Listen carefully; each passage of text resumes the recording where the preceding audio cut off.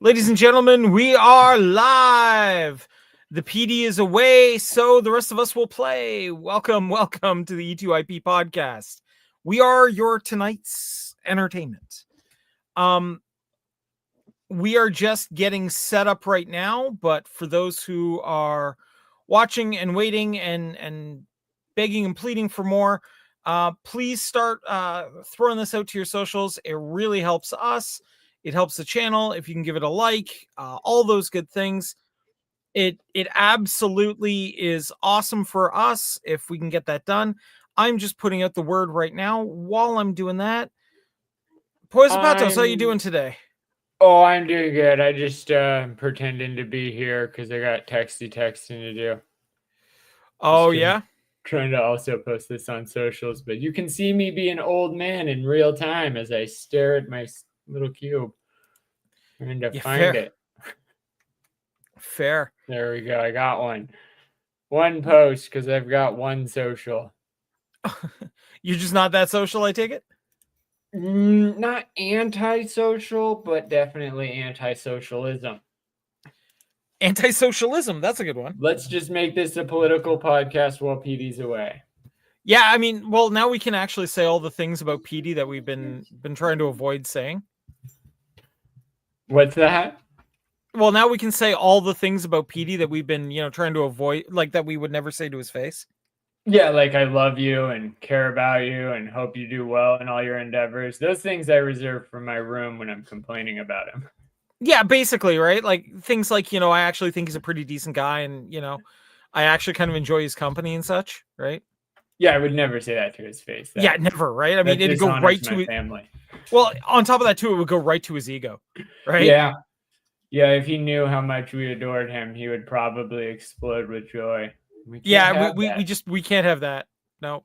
No, because if he becomes joyous, then we all look like angry tyrants. But if he's the angry one, we all look calm by comparison. Right. So we will just let him continue to rage for a little bit. So I'm just setting up the various videos here and pieces of information that we are going to bring to you tonight.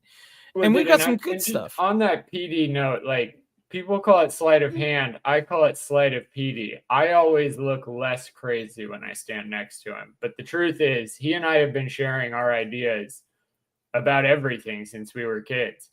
So like, I'm probably just as chaotic as him. Well, I mean, if you want an external opinion, yeah, I mean, you guys are crazy in the best way possible, if that makes any sense.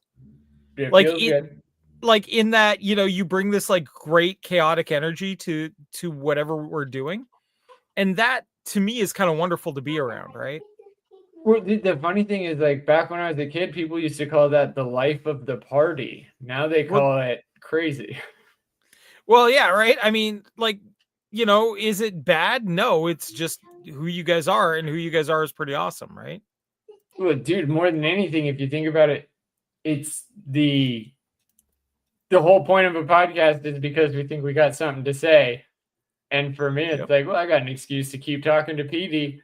And it's scheduled. So it's like for the first time in our lives, we actually have a coherent call schedule. Right. There's a lot of like benefits to doing this, and very few of them come from the fans yet. I don't know, man. The fans we've talked to over the years who have tuned in, they are some pretty awesome people. I will say that.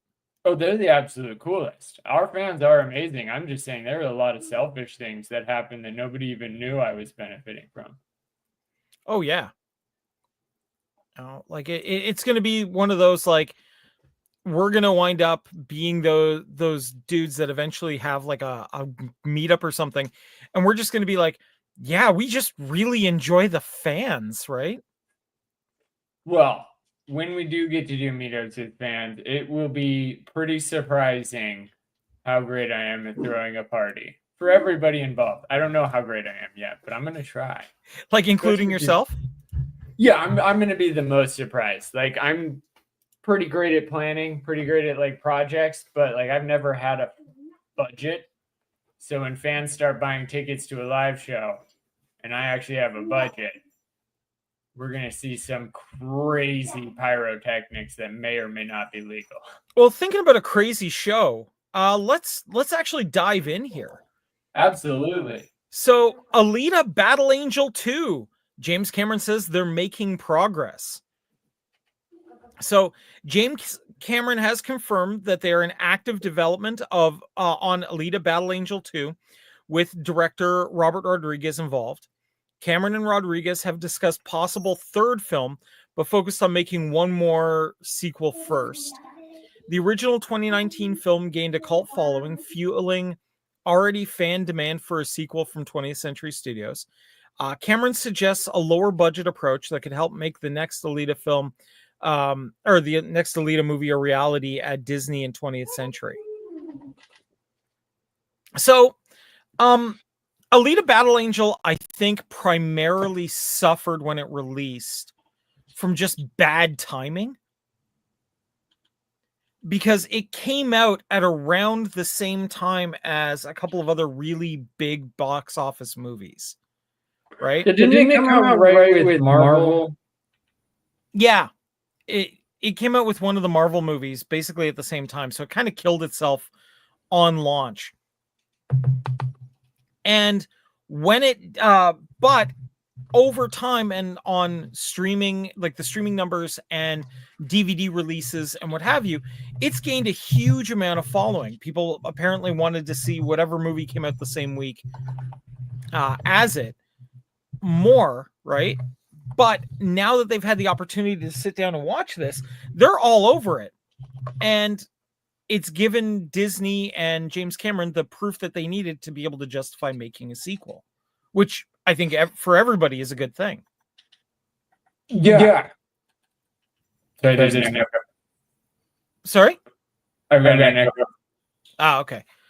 I don't know where you're getting it from. I don't think it's from me, but I can check my settings. Through you. I think it's when you share your screen. Okay. Hold on, then let me see if I can fix that. Here we go. I'm going to unshare and then reshare in just a second. Is it gone now? Yeah. Okay. It's just when you share. I'm going to do tell me why if it goes again. Yeah, I think I've got it. But as for Alita Battle Angel, I hated the rollerblading. I can't stand people trying to make rollerblades cool. Like, I don't even care if it's skis instead. Suddenly it's better because snow makes sense as like a difficult terrain to progress in. But rollerblades, oh my goodness, it's so corny. So what you're saying is we're not going to be reviewing Rollerball for the channel? Depends. Like if it's more than just roller derby, in like super roller derby, like if for some reason like they add, honestly, I don't get why these movies especially don't embrace the Iron Man approach where it's like 3 distinct terrains with multiple events. So like then you can watch as the team each has a strong suit or something of the sort. Like, and this is crazy. Shout out to SG1 again, 2 weeks in a row. But like, I just watched a season where they did a giant space race. And guess what? It was the first one of its kind. Nothing like pod racing, nothing like any other race I've ever seen. And it made sense in lore. So like it can be done, has been done, no excuses. But I do think that this was the most intense version of roller derby I've ever seen. I just think they should go more for the like decathlon, triathlon stuff where it's multiple events. And then that's how you like, if anything, that's how you keep it childish. Yeah. Is because the big bad is the sport and like sportsmanship is always paramount. Like it's the easiest way to keep it like PG and PG-13 and even G is to focus on the sport element. And then so it's like all of the hard stuff around the world that like, especially because of the last movie, she technically saved it. Mm-hmm.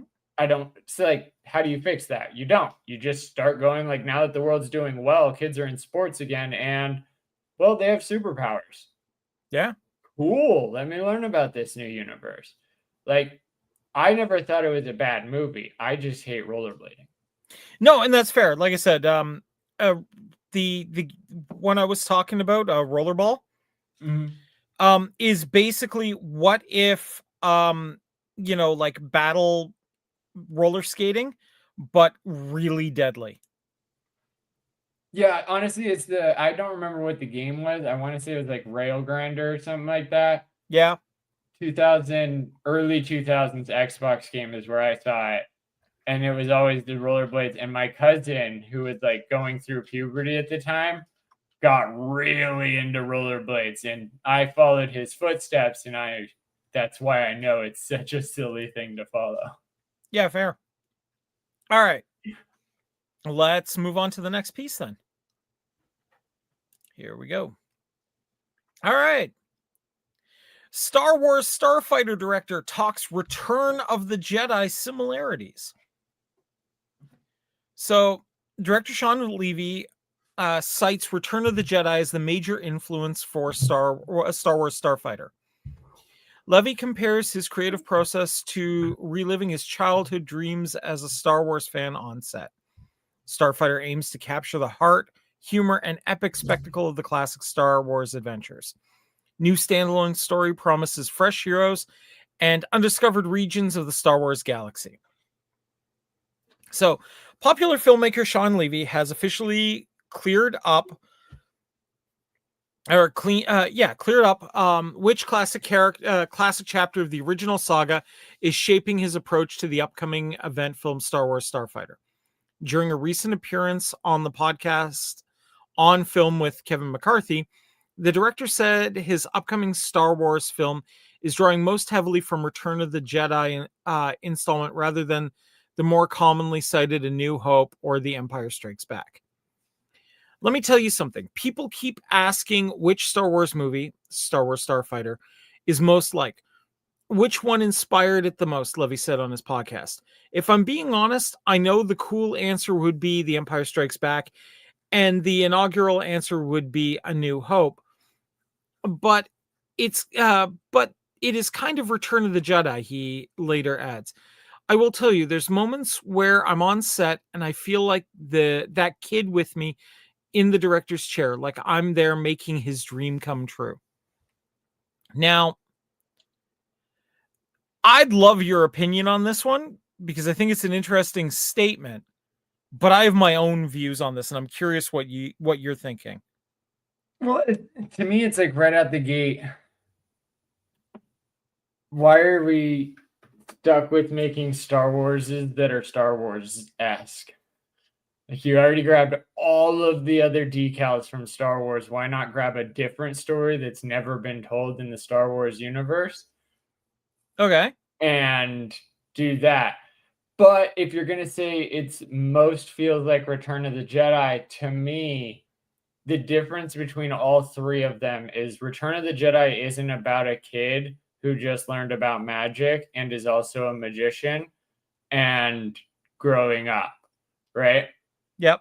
Instead, episode 3 is like, this is the consequence of Darth Vader's actions. Okay. And that's more than anything just an adult child who's actually ready to make a name for himself. And who's he got to go fight? Dad. Yeah. That's a time-honored story, and it makes a lot of sense. So, like, if that's what you're grabbing from episode 6, like, other than that, like, what do you mean new planets? Tatooine, Dagobah, Endor. Like, and Endor was just a more elaborate Yavin 4. Like, if you want to say which one had the most unique planets, shout out to Attack of the Clones. Yep. Like, that's the part that bothers me about it being like, let's pick a Star Wars to Star Wars off of, unless he is just more talking about, no, my main character isn't a kid. Which is possible. Right? Like, that could be his whole point. He's like, no, I just picked the adult Luke rather than the younger two Lukes. And it's like, okay, if that's what you meant by it's the most to number 6, then cool. Let's see what you got. Because that means you don't have anything from number 6. Except for maybe the Red Leader taken down. Like, and Han Solo, or was it Han Solo? Yeah, Han Solo and Chewbacca blow up the Death Star. No, Lando blows up the Death Star. Yeah, Lando gets it. That's right.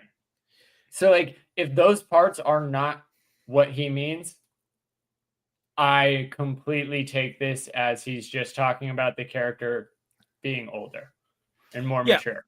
But Like, if it is more of that explosion stuff, I'm like, dude, we've seen that and it sucked 3 times. Fair enough. My concern, okay, this statement has actually made me more worried about this movie than any other statement anyone else has made. Because to me, what Return of the Jedi does is it is the culmination of those 3 movies coming together at the end, right? It's wrapping up the stories that were started with the first 2. Return of the Jedi only works because A New Hope and Empire Strikes Back came first.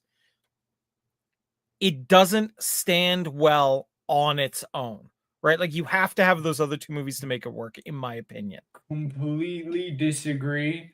Only because there was a long period of my life where I would watch Phantom Menace, Clone Wars, Revenge of the Sith, and Return of the Jedi, and just skip the other 2 because the other 2 are so long and so slow. Okay, I mean, that's, a valid option.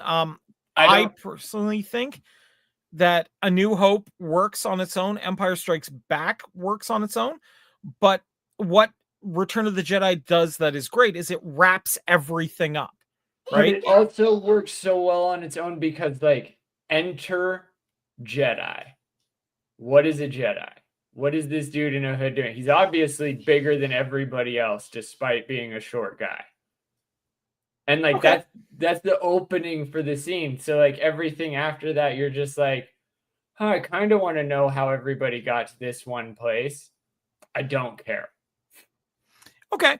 But I mean, to me, that's what I'm concerned about is they're going to try to take the things that were most definitely earned by the 3rd movie in the series and be like, yeah, we deserve those too.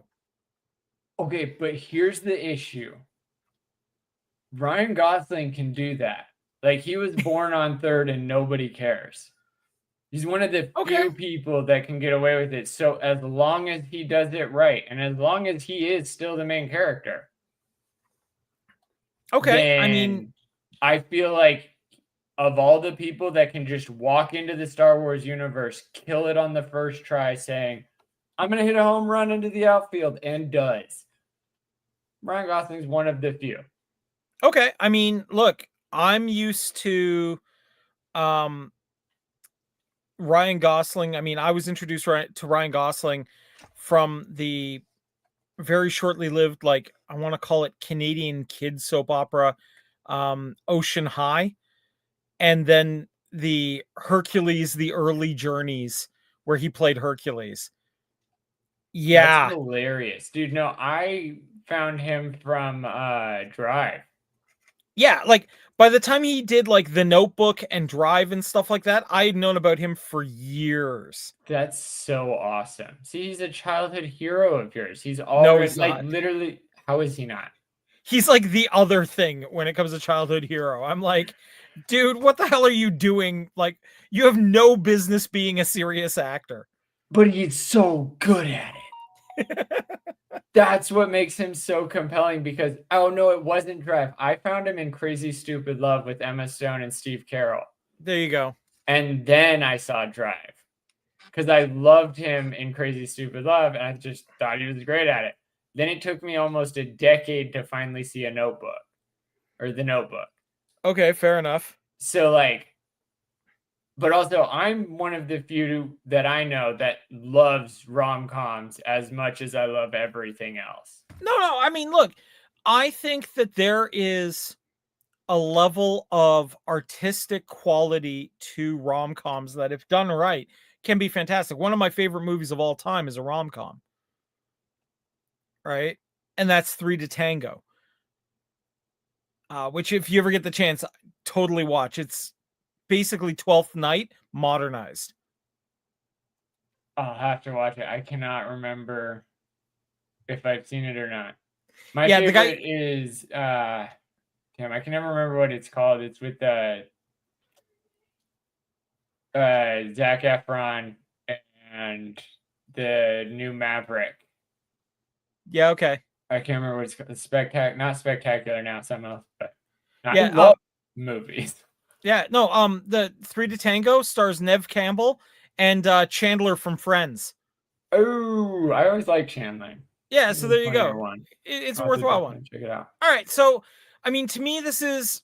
I mean, so there you guys go in the comments. Like, please feel free to respond. But that's where we're at. Both of us are like, one of us is like, yeah, do it. Well, This sounds awesome, and the other one of us is like, I don't know, right? I'm not really so much like, yeah, do it. I'm cautiously optimistic because they finally put in a hero for the hero role. Okay, and that's fair. And it's mostly just because like this guy has nothing to do with anything else, the director either. So like I do take the sentiment that he feels like the kid getting to direct his movie. Yeah, which I mean is to me is a actually good sign. super. Yeah, it's the only thing I care about. Like I'm tired of people writing to the statistical best audience. I want people to write to themselves with all of the education that they've got through their whole life. Oh, Because well, I think if one of them does that, they're going to make a lot more things that we like. Like that's what Scorsese's gift is. Yep. Just made movies he liked. Yep. And like all the best. Dude, like if your inner like 8-year-old is pulling out their lightsaber and being like, yeah, then it's probably going to be okay. So we'll see. Dude, I'm gonna be honest. If he is way more like I couldn't do Ryan Gosling as a Jedi. He makes 100% the replacement for Harrison Ford. Like his character is the 100. Like he's either a flyboy or a scoundrel, but he cannot be a Jedi. Yeah, that's it. All right, but I do want him to have a Jedi. Like I like the Padawans mostly in terms of like the chaotic force, with also like they're not trying to be dark side. Yeah, and like occasionally, like the Force just decides not to respond to them, and they kind of be like, "Ah, damn it! Okay, hold on, let me try this again." Yes, and also it's like the Force sometimes is like, no, you need a little dark side to know why you don't dark side, and it's like, oh, that's so cool. Yeah, and it always is fun in all of the Clone Wars series. So if Ryan Gosling plays more of like a mentor protector to a Padawan, that would be fun. Not a baby. I'm tired of Baby Yoda. I really wanted legs by season 3. Yeah, fair. What I can tell you is, based on what Sparrow was saying the last time this movie came up, is have you ever seen the Iron Eagle movies? Can't remember. Lou Gossett Jr. And his former wingman's son, who's an amazing pilot in his own right, basically go try to rescue the kid's dad and find out that the kid's dad more or less didn't make it. See, that sounds like exactly where you would find Ryan Gosling according to like all of his other characters. Yeah. Is he's way more like, yeah, I mean, ship fits too, I guess. That's it. All right. So coming from the I'm about to make you feel old department, the Lord of the Rings movies are returning to theaters in January 2026 for their 25th year anniversary.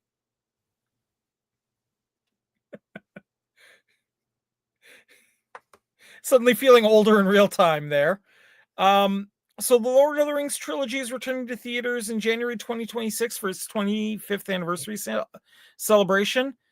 Fathom Entertainment will screen the extended editions across 2 weekends with tickets available now.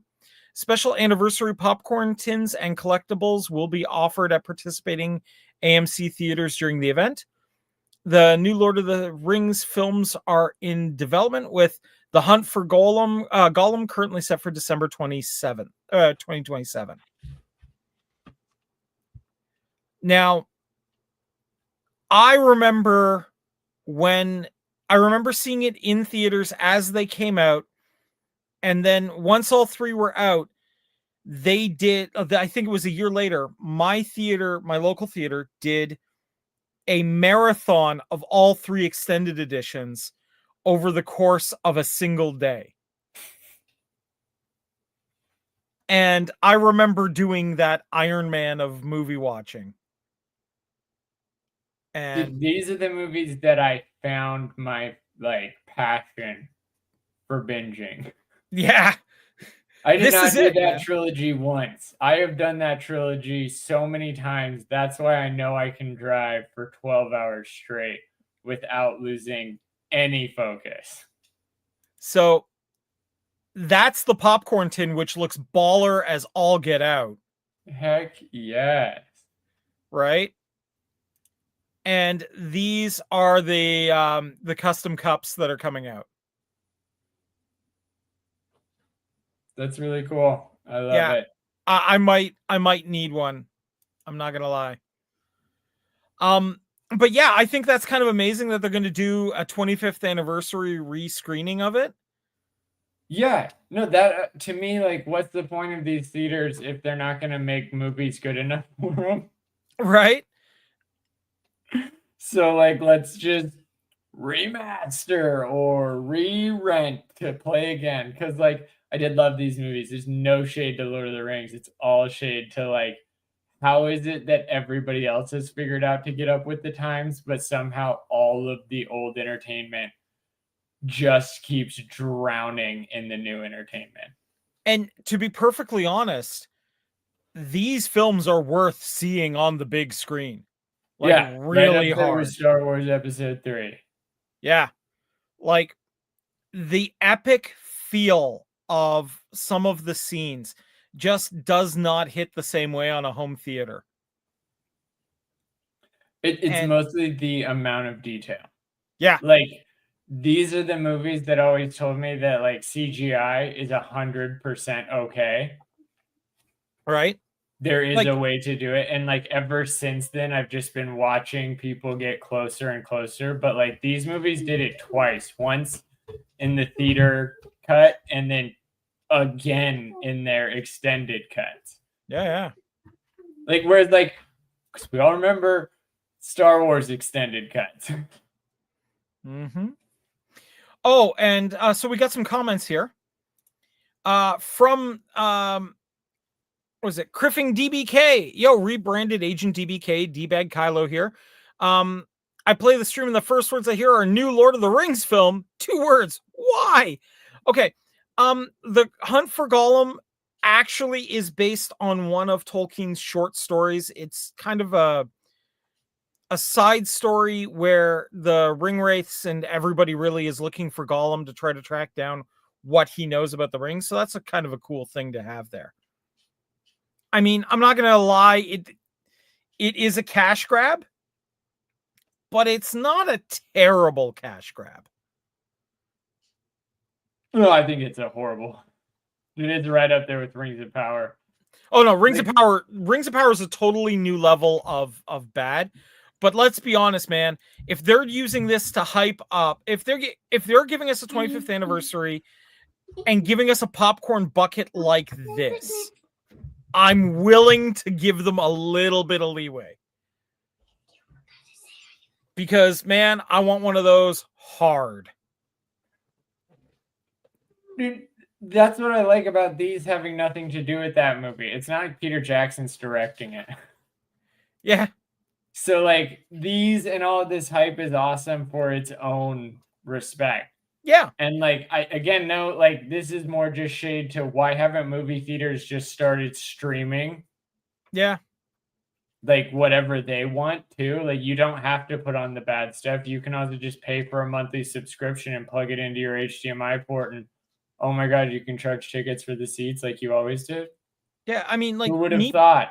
Yeah, like, me personally, though, like, honestly, I'm probably going to drag my wife and kid out to see the Two Towers again, if only for the battle of the battle of Helm's Deep. Helm's Deep. Yeah, that was just so amazing on the big screen. And if that's gonna, and if putting out a new movie like the Hunt for Gollum or what have you every couple of years like they did with War of the Rohirrim, which was a really good movie, I'm kind of okay with doing this to keep these stories alive. Yeah. And I feel like it should be like, it's not even so much like we're hoping that these no, these were 100% epic masterpieces. Yeah. In every sense of the word, these were part of the pinnacle. Yeah, which is so goddamn annoying. When technology is so much better than it's ever been, somehow we've already crested the pinnacle. Right. I mean, to be perfectly honest, to me, the piece that really stands out for this on why this is going to be great to have in existence is just so we have an excuse to go back and watch Lord of the Rings on the big screen. Heck yes. And if we keep buying the tickets, they'll keep doing this. They might do a 27th anniversary because they made a lot of money on the 25. Yeah. And like, that's the funny thing about nostalgia tins and stuff. That's not what I like. That's a shameless plug.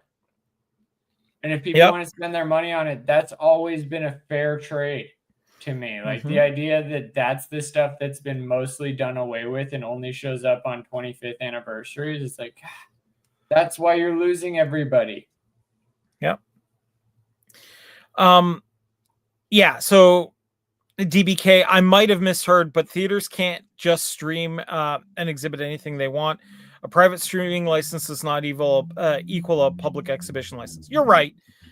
But dude, I feel like there is a nerd out there that could write the ticket in such a way that it's not that. Yeah, like legal nerds, your time has come.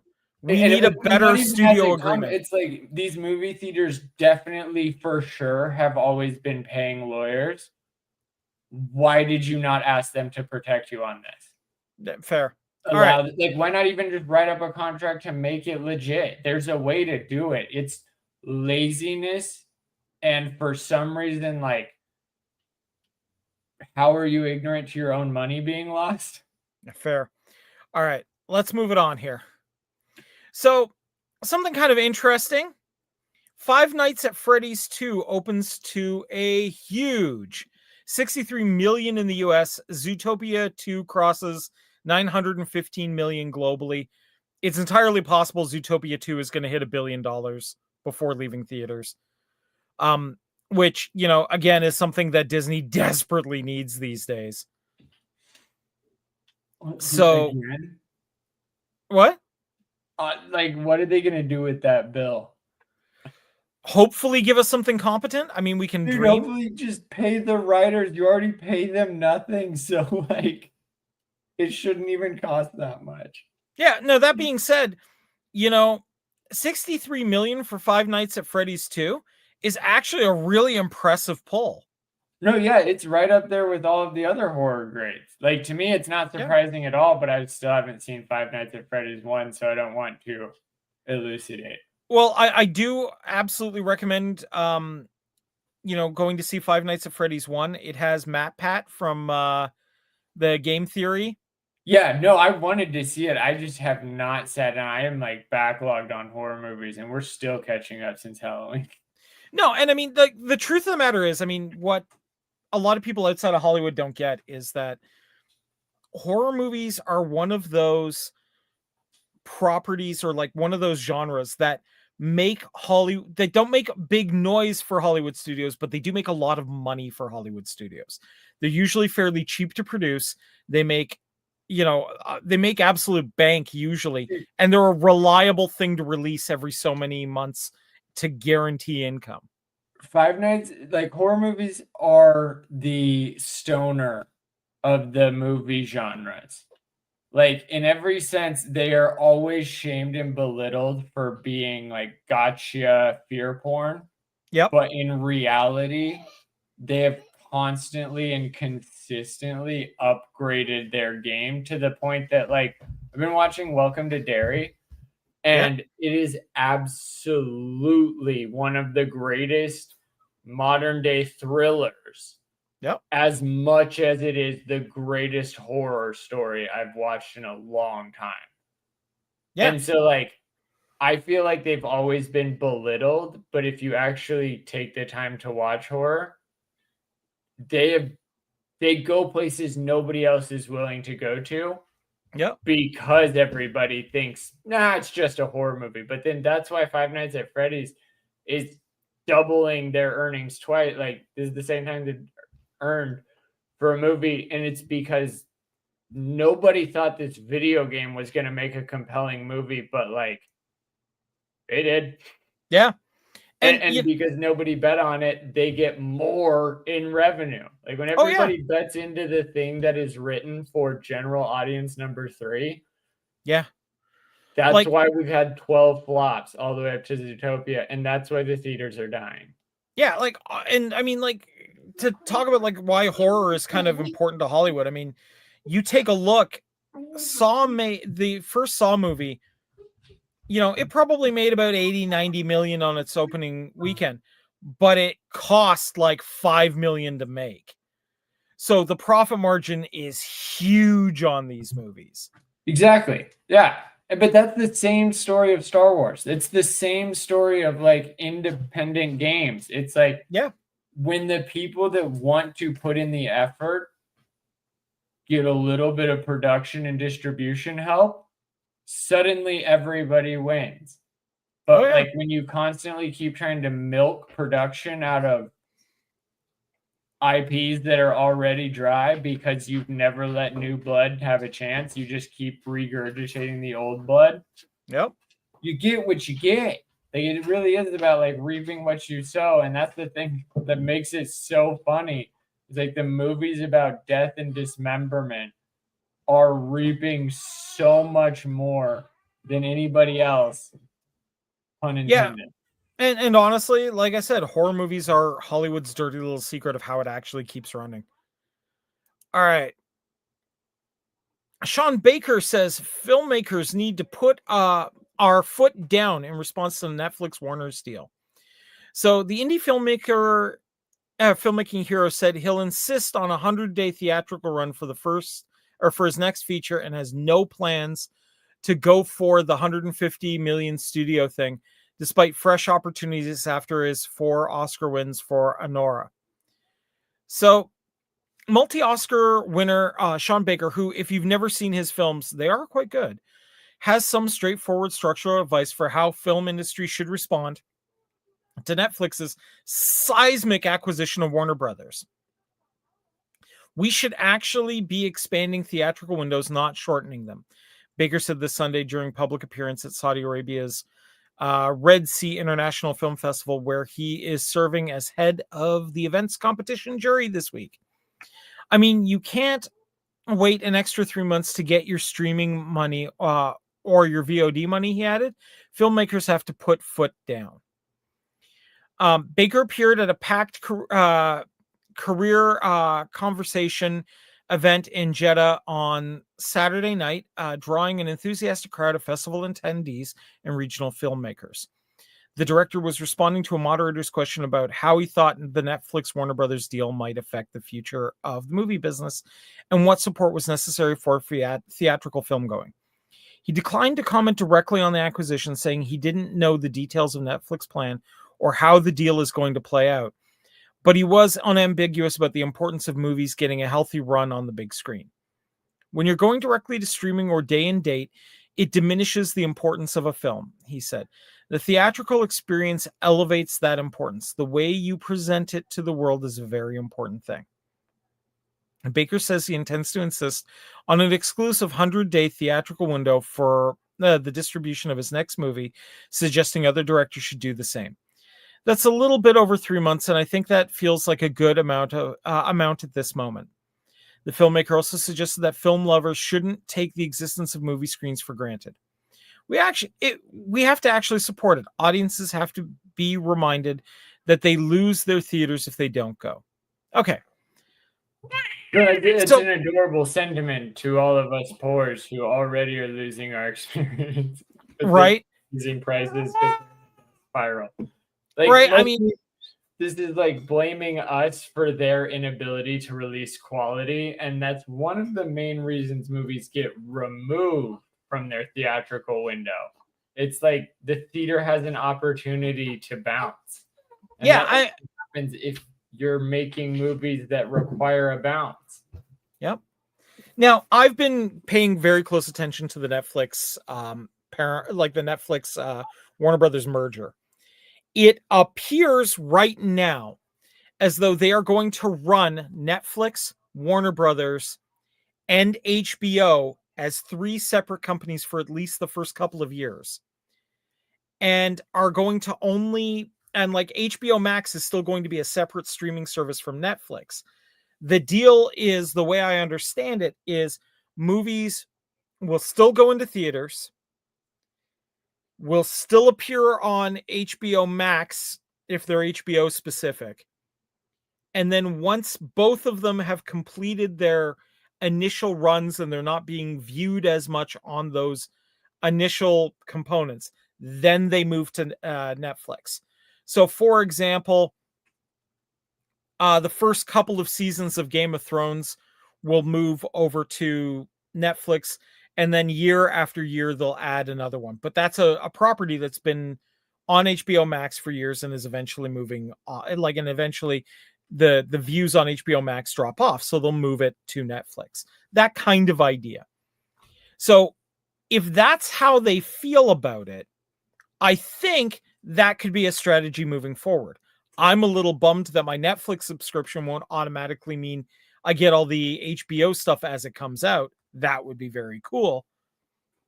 But what they're suggesting there, where they're going to try to run it all, does make a little bit of sense. Dude, this is an ongoing acquisition, apparently. Yeah, it's going to take like 3 years or whatever for the acquisition to fully complete, at least. Did you not hear about the part, not Larry Ellison, the David Ellison, put in a competitive cash offer to the shareholders? Oh, direct? Direct. This, I think it was yesterday. And then Trump weighed in and said that he thinks Netflix is absorbing too much of the market share. But like David Ellison just bought the CBS or the other one. Like, yeah. And TikTok. So it's like, or not, was that Ellison? I can't remember. It might have been somebody else. But like, yeah. And he already merged 2 studios, Paramount and CBS. So it's like, what do you mean market share? Give it to CBS? Screw them too. Like, you're literally just robbing Peter to pay Paul, and we don't want you to pay either of them. Like, the biggest thing with Netflix is the majority of actor strikes and writer strikes are because of Netflix. They have been running around for years saying they can't pay the standard rates because they're offering streaming services.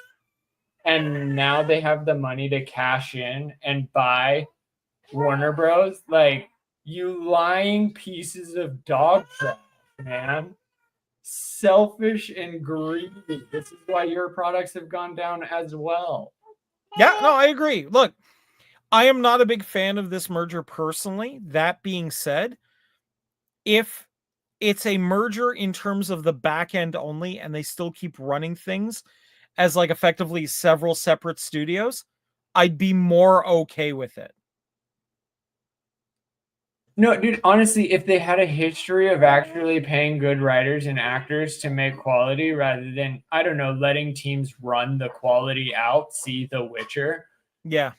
Like, it really feels like this is what Netflix has always been, a Silicon Valley giant, but they're still run as if they are a startup. You're not a startup. You're acting greedy, and it's gotten too far for not enough good. Yeah, I agree. And now they're going to pay Warner Bros. Studios even less. And Warner Bros. Has massive IP, and their gaming studio also has massive IP. And it's going to be given to the guys that keep making phone apps for the TV. It's going to be a weird one.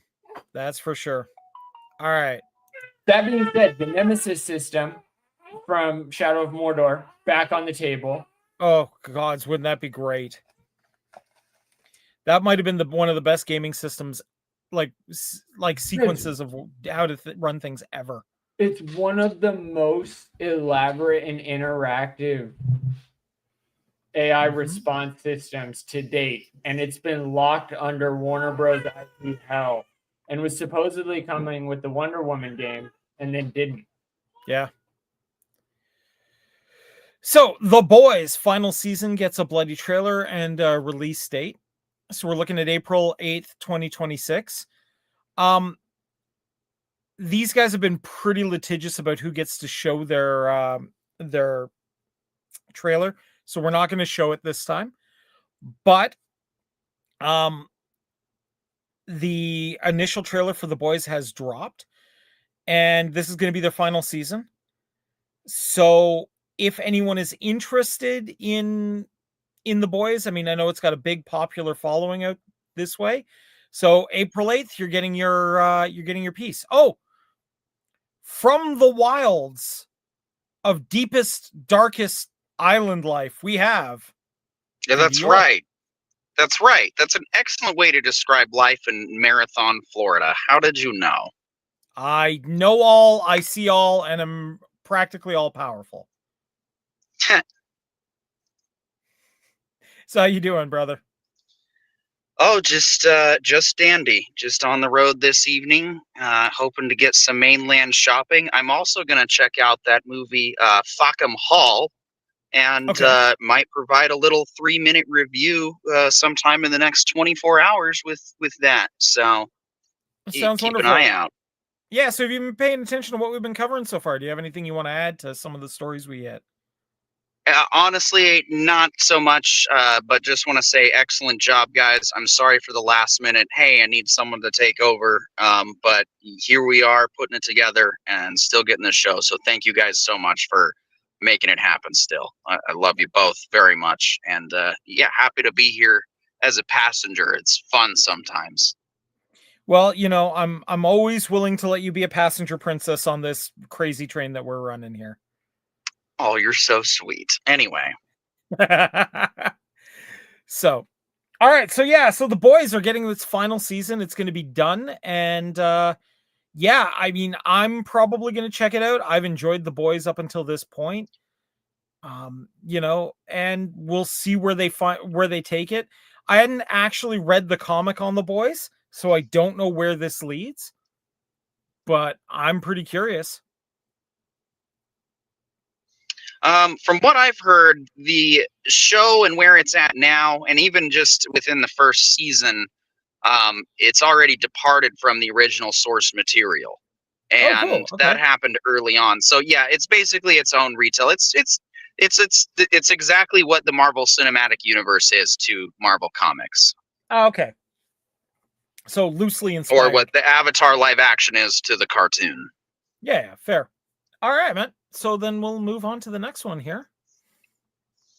Okay. Stranger Things 5 shut out in Golden Globes nominations. Now this to me is kind of interesting.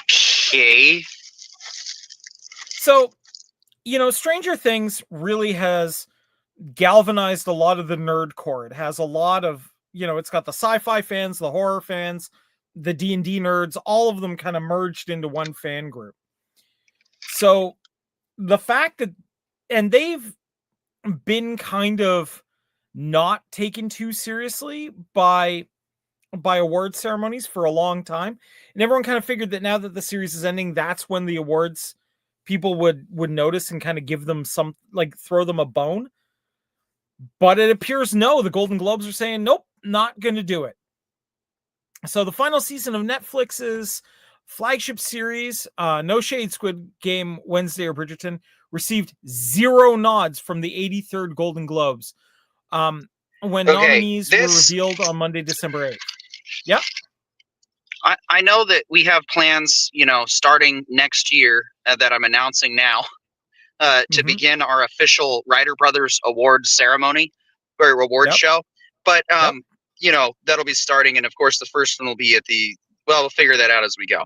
But the Golden Globes are probably one that I would say still has more credibility than the Oscars and is a pretty solid metric of what you could expect from the show that you're probably going to get. And that doesn't surprise me because, to be honest, I think I only made it to Stranger Things season 3, and after season 3, I was just so like, what is this show even? season 1 is amazing. I cannot.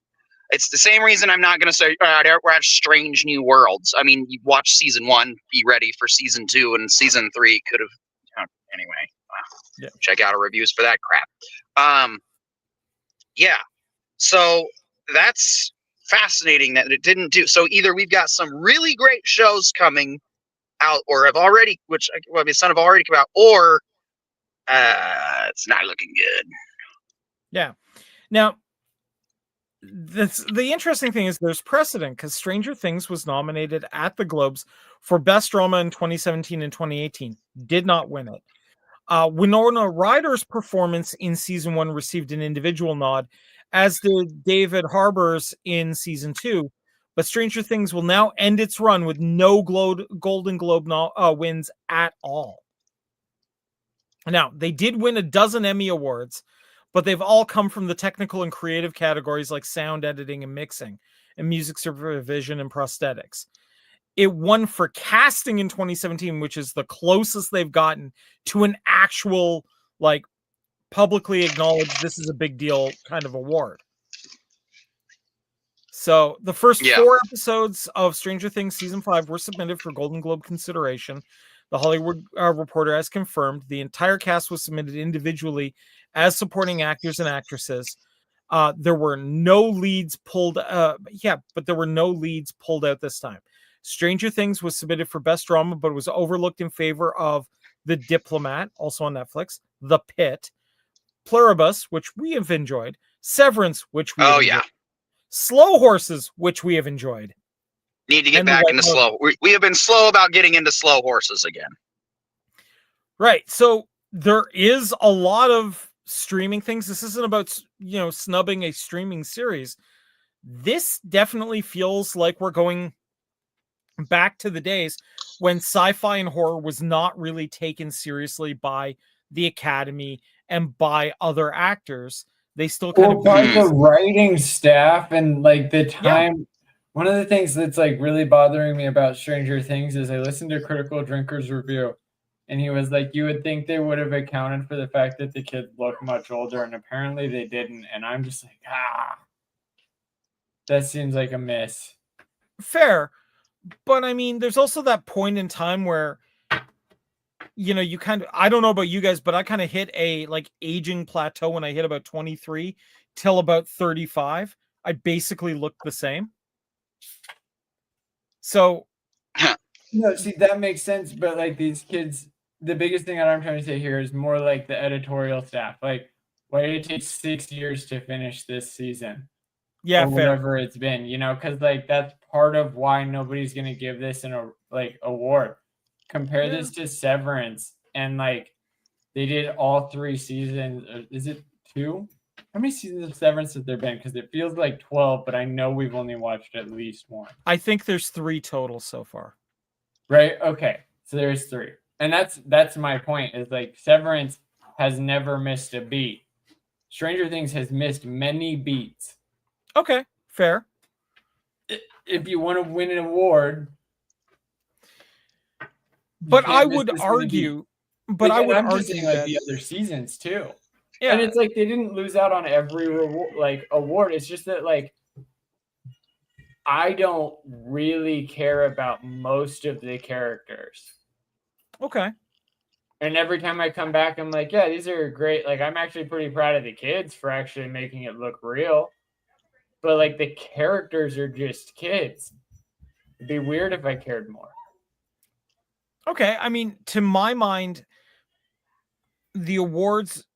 Okay, there appears to be a disconnect between the awards committee and what the people in general are saying they like and is good, and that's a concern. I would agree, but I would also go against like, what are people saying they like, and the problem with following like the Twitter statistics and the TikTok statistics is the last anybody did any research, it was something like 20% is responsible for 80% of the conversation. So that means that like 20% really liked it, but it's still only 20%. Fair enough.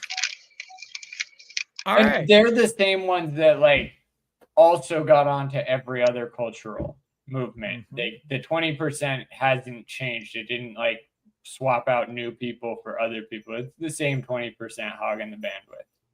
Yeah, fair. All right. Well, we mentioned it earlier that Netflix and Paramount and Warner Brothers are involved in a money fight. And, I think both E2IPodcast and I would be very, very happy that while they're throwing money at each other, we just follow along with vacuum cleaners and pick everything up. Dude, my hope is that antitrust comes in and Warner Bros. Has to sell all of its IP to go like save itself from bankruptcy, and we can get a bunch of actual competition back in Hollywood. Fair. Now, I will also mention 100% pipe dream. I know how Hollywood works. It's all a mafia. They're all the same brother and sister. Yeah. They're bad. Now, there is something important to kind of note in all of this. And that is, when it comes to this fight, this is not for all of Warner Brothers. This is for the movie studios, the IPs, the actual stations that Warner Brothers and CBS, like CBS and everything else that they own, is going to be spun off into its own separate group. So, antitrust in action. Yeah, imagine this presidency actually enforcing antitrust law. Laughable. I agree. I'm somehow decided to run out the one person who is actually willing to take the fight to the people. And like, to me, the biggest issue with all of this is like, it's hostile takeover, monopolization, and they still claim to be a competitive market despite the fact that their products have degraded hand over fist for the last decade, all of them combined. Like none of them are quality businessmen. They are all just great hedge fund managers. They do not care about anything other than profit. And that's not a good enough excuse when your product suffers because of your greed. Oh, and look, I think Hollywood studios... The Middle East is trying to buy in on it. Like, you want to give Batman to the Middle East? Well, I mean, I think what does definitely... The trick with running a Hollywood studio, I think, is you need to have an equal measure of money guys to keep things actually on budget and creatives to actually make something good.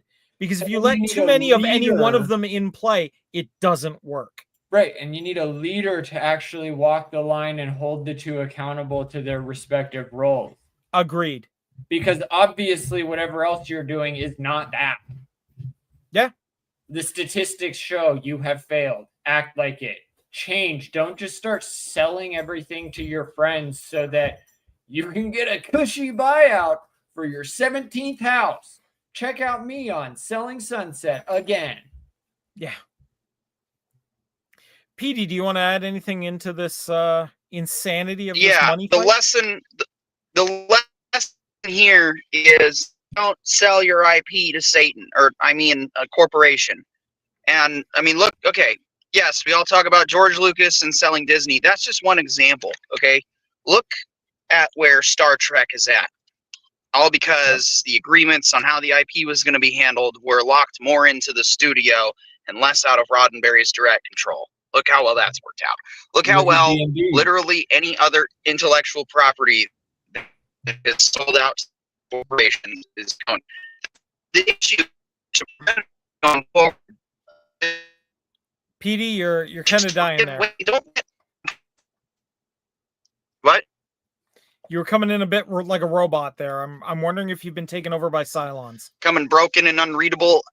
Request I rant again. Over. All right. So my story goes back to 1975. No, I'm just kidding. The thing is, if you're an independent creator, the lesson is stay independent, no matter how much they try to offer you. I used to joke that I would sell the proprietary rights to Galaxia and all of it, and the intellectual property rights and everything for $80 million because, in my current status in life, I could retire. I'm glad that I didn't get that popular, and I don't know if that will kind of come for my little tiny universe. But George Lucas sold Star Wars for $4 billion and regrets it. Yeah. If that doesn't tell you anything, then fine. That's the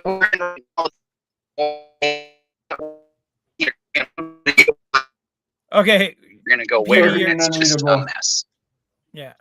Well, and that's, to me, like, that's the biggest point about, like, the IP portion is, like, the guys that are in this bidding war have never given any credence to the creative portion. They still think they were the smarter kids in college because they have the 17th house. But, like, they're making all of their money on the backs of the creatives and then pretending like they earned it. And that's, to me, the biggest issue here is, like you said, Corian, there needs to be money involved in this. And it's like, yeah, mostly because we're a competitive market that requires money to change hands to fund these huge productions that have resulted in things like The Lord of the Rings. That's 100% true. But, like, now movies are getting bigger budgets and somehow producing less quality, which means Agreed. somebody at the top is approving lesser quality scripts for a reason. I don't know why. I don't know what it is. Most likely it's a statistical analysis of what'll work this year based on trend analysis, which is the same as gambling. Yep. Bet on yourself, not on the market. That's stupid. Like, oh man. And that's what Parker is saying is, like, it is better to retain the rights of the IP so that nobody can butcher it. But at the same time, bet on yourself. When your IP is worth that much, take out the loan and build the studio and start production, brother. You have the opportunity and the support. Act like it. Fair. And that is the other part of this whole gross, like, debate with the monopolization. It's like, we've seen what monopolies do. This is literally picture perfect 1920s robber barons. It worked out for nobody.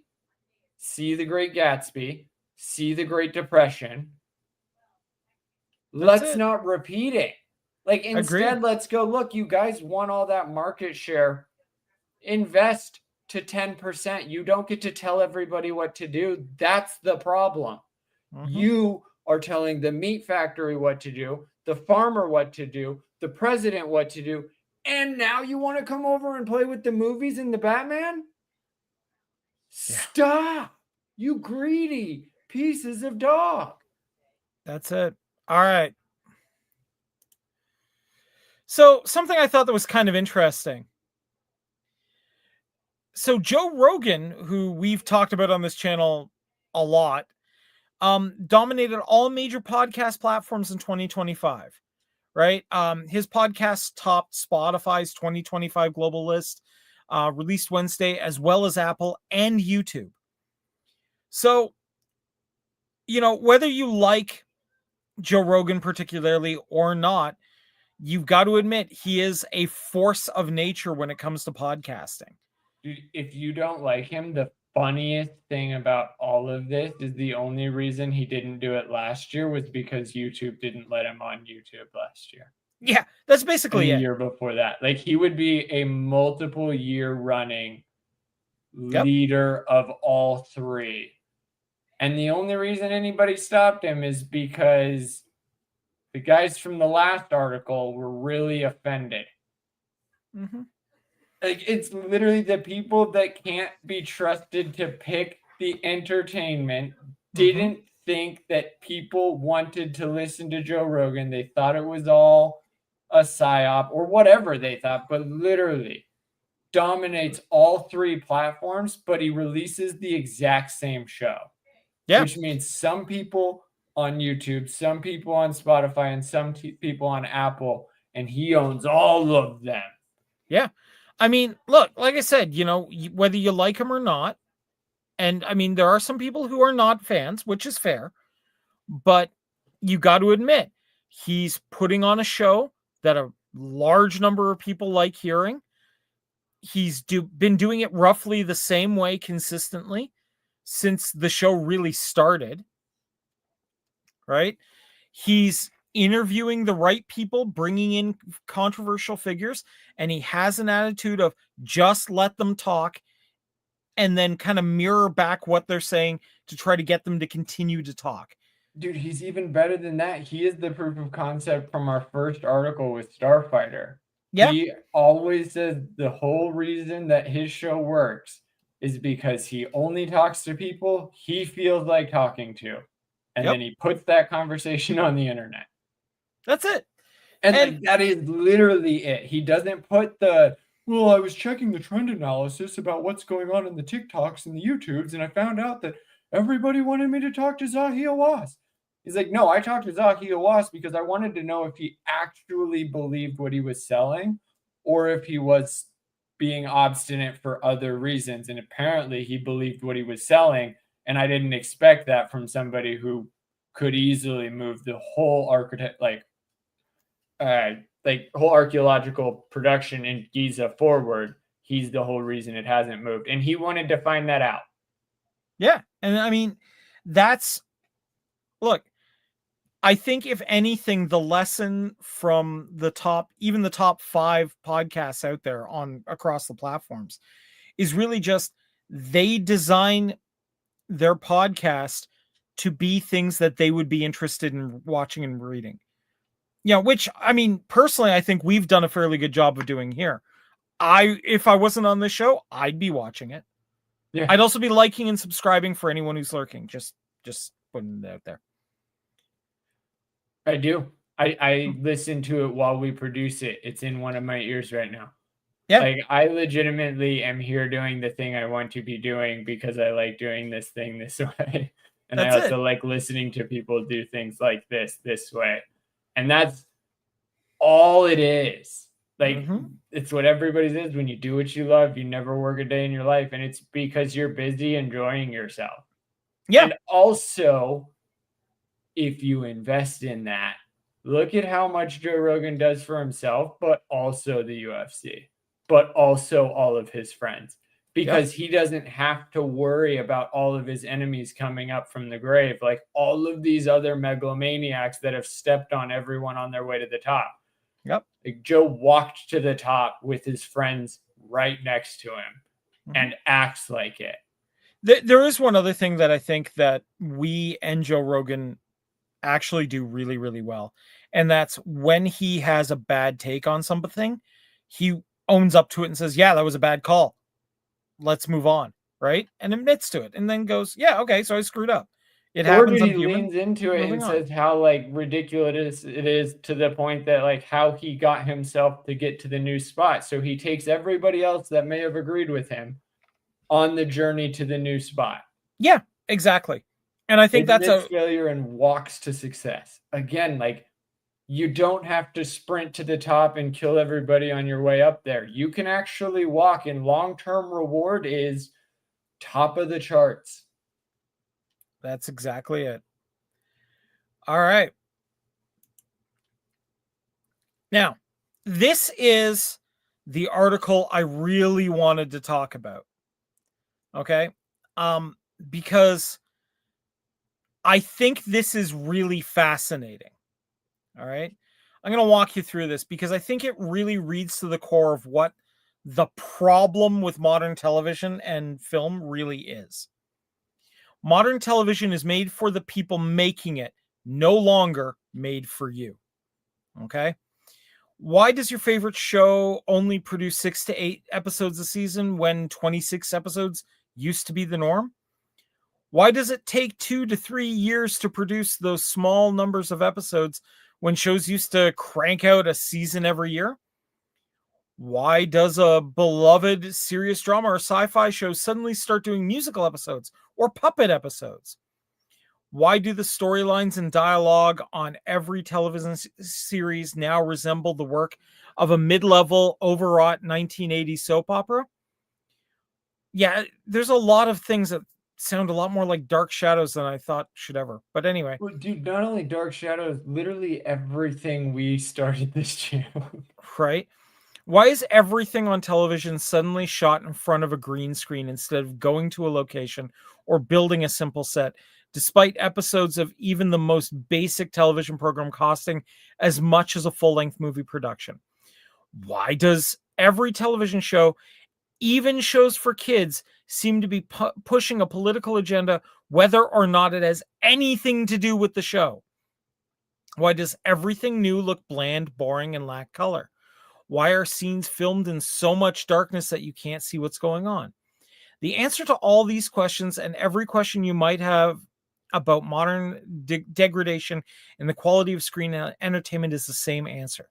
That answer is this: television shows are no longer made for the audience. They're made for the people making them. It becomes obvious when you start watching old cast and crew interviews from shows produced during the 1980s and the 90s. Most of those interviews inevitably centered around how grueling television production was, how much work it was to get the show made, how much time it sucked up, how intense the schedule was, how hard they worked to make sure they gave you the best thing possible. The difficulty, the insane amount of work involved in making television, is why movie actors used to stick with movies as much as possible. Now, movie actors and television actors are interchangeable. And it's not because movie stars suddenly felt like working long hours. Watch cast and crew interviews from anything produced new, and instead of talking about how they worked, you'll see how people joking about how much fun they had on set, or talking about how much they liked craft services. Sometimes they'll even openly reveal things like everything was shot on a green screen because they didn't want to have to drive more than a block from their house to get onto the set. Stranger Things season 5 infamously spent around $100 million per episode. It's an insane amount of money to produce a television show, and it makes it one of the most expensive things Netflix has ever produced. Yet most scenes of the 5th Stranger Things season look like the cast is standing in front of an LED wall in a warehouse. Where did the money go? Most of the cast members and its really big ensemble made around $5 to $10 million each. Stranger Things 5 was designed to give the cast and crew one final big payday before the show goes off the air, not to deliver quality product that its viewers will enjoy. Now, Star Trek Strange New Worlds did a musical episode last year. Meanwhile, the average Star Trek fan is a 55-year-old male engineer who recently joined a chess club and likes playing Civilization on the weekends. He looks something like this. Now, I disagree with that, but that does shockingly look like a slightly older P.D. York, so we're going to move beyond that for a moment. Obviously, it wasn't made for Star Trek fans watching the show, who then likes musicals, actors who all grew up performing in high school musicals and learning to sing and dance as a backup to acting. That's who this is made for, right? Musical episodes like the one Strange New Worlds did are made for the cast, not the show's audiences of chess players and neuroscientists. And you can tell when you watch it because they're all having a blast. In addition to making lots of money, not working very hard, and enjoying their favorite hobbies on set, actors also like showing off their emotional range. It's why every Star Trek Strange New Worlds episode invents some reason for Spock to become involved in an emotional situation, even though he's not supposed to have any emotions, right? It's a drama, and then we've got, this is the poster for the Star Trek's newest show, the Starfleet Academy. It's a drama series about teen angst, sort of like Dawson's Creek. Who is that show for? It's obviously not for the people interested in Star Trek, a show about future and exploration. Starfleet Academy is a series for writers and actors. It, like nearly every modern television show, is based on the desire of creatives to show off their ability to convey emotional depth. Meanwhile, Star Trek is a show about ideas, not emotional depth. It's also why nearly every television show now seems like you're watching a bad Mexican telenovela. It's not for the audience, to any sane viewer. Its sort of programming seems ridiculous and went out of style in the late 1980s. To the actors performing it, though, they're giving an award-worthy performance. This phenomenon extends into animation. After years of waiting, the anime series One Punch Man returned for a third season, only to deliver an animated show mostly comprised of lazy, low-detail still frames. Fans have rioted. They're also still watching it. This means that the people who made One Punch Man Season 3 will still receive a huge payday for doing less than the bare minimum, even while the audience watching it gets an unsatisfying experience. Okay, shut the fuck up about One Punch Man. As somebody who loves One Punch, it is doing exactly what every other season did. You cannot denigrate it just because you finally caught on to why One Punch Man is great. Okay. It is one of the cheapest studios there is. They put all of their effort into coming up with different things.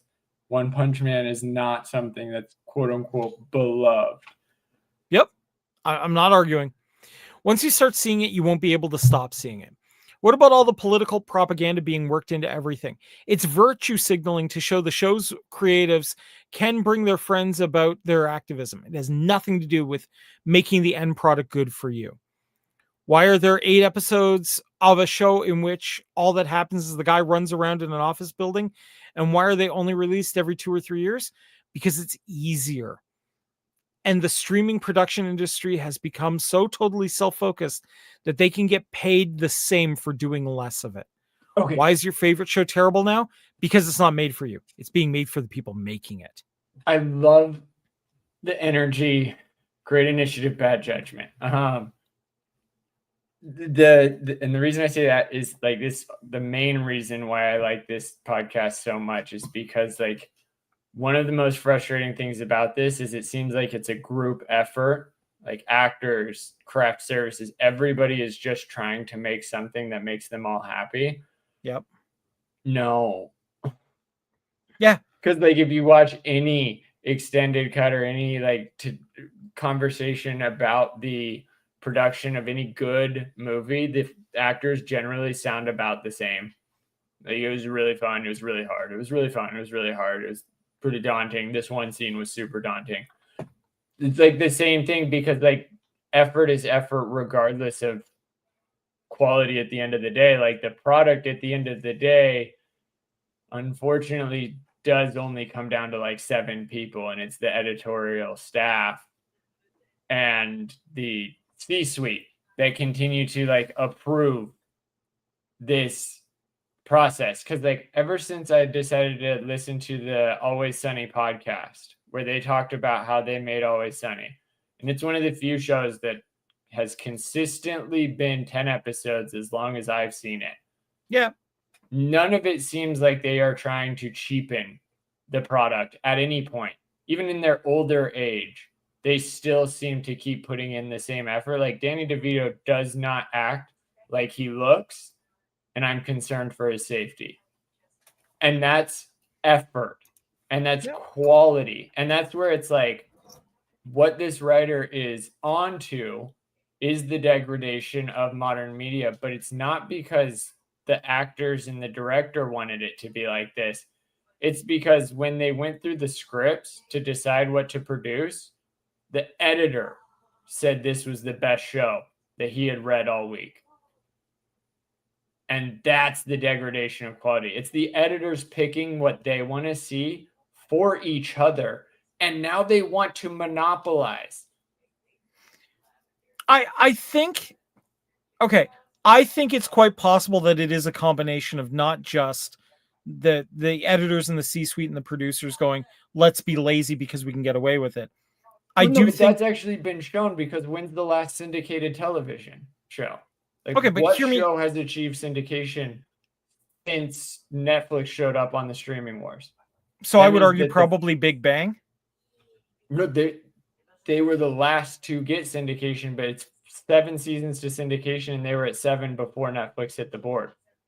Okay, fair. And that's the issue is like literally Netflix proved to everybody else that there's a cheaper way to continue milking the consumer without getting milked by the actors and the producers and the directors, which then created an artificial demand for more actors and actresses, but never paid them. at any point. And now every studio is trying to get into on the Netflix model, but only Netflix is new enough to get away with it in the modern courts because all the other ones already signed contracts. But Netflix never signed any of those contracts until they were as bad as they currently are. So for the record, PD, I am saving this image for you, just in case we ever do need an image of you going forward. We've got a stand-in model now. Here we go. But like my biggest point with that is like the only way that we will see progress is if the top notices that they have actually lost the cake entirely. Yeah. Like they keep trying to sell us cake, but they stopped baking it years ago. And they've just been selling us flour, just pure flour, dry, all-purpose flour. Now, like I said, I do personally think that some of the actors might be a little bit involved here. Like I do think, for example, Anson Mount, I know he's a triple threat. He's a actor. He can dance. He can sing. So I could see him pushing for a musical episode. But did they pick him at casting because he was a triple threat when they read the script for the whole show? See, I think they picked him for casting, and then I think he got popular enough that he could make a demand for, hey, I really want to do something fun. Dude, even if he made a demand, the biggest thing is like who gave in to that demand. Like, yeah, you want to do an act, like that's where Hugh Jackman is my proof of concept on this whole thing is like he never brought dancing to the X-Men. He just went and made The Greatest Showman. Yeah, and I mean that's how you're supposed to do it, I think, right? And that's the issue is like the editor could have been like, yeah, Anson, you are triple threat. You know what? Paramount Plus is going to make Star Trek, Anson Mount the musical, and Anson Mount the romantic. Yeah. Because you can do that because you're all under one studio. But instead of capitalizing on time and actual productivity like any professional work environment, you allow bad practice to become standard practice. Yeah. And then make a ton of money on it until you can't, and then sell to somebody else that's going to just try to make more money off of it on the way out until we go through a dry spell for like 10 years and then come back to, oh, wow, the indie scene is really making all the good movies these days. Yeah. Again. And it's like, you don't have to do that. You could just actually invest your money financially soundly for the long term. Agreed. Look, at the end of the day, the best thing you can do is make evergreen content, right? Which is content that is designed so that, you know, parents are going to show their kids one day, they're going to sit them down and be like, all right, son, this was an awesome movie when I was a kid. I really hope you enjoy it. And the kid is going to go, hey, this is really cool, right? I mean, that's how we get things like It's a Wonderful Life. You know, at the end of the day, they've tried to remake that movie about a dozen times, but it's not as good as the original, right? And this is how you make that style of content, right? Is you make it like this, you make it this good. So I think, and you know, good work is hard work in any industry. And when you're turning work into a playground where you can just explore and have fun, it's not doing the job it's supposed to do. And I think that's ultimately what is coming down the pipe is this is becoming a, hey, let's goof off on set instead of let's actually engage in a creative endeavor that is challenging, that requires work, that requires effort, because at the end of the day, we want to have something we're proud of, not something that looks like we just goofed off and had a bunch of fun and made maximum profit for minimal effort. That's what I thought the whole idea of like an investor was. Like I thought the investor came in and said, no, I'm giving you money because I believe that you're actually going to work hard on this project that I believe in. Yeah. So it's his fault. You invested and then failed to check on your investments. Like you didn't inspect what you expected and this is what we got. Or this is what you expected and it's okay with you. Both answers are wrong. Yeah. But anyway, I do need to head out. Yeah, I think we're going to be good here.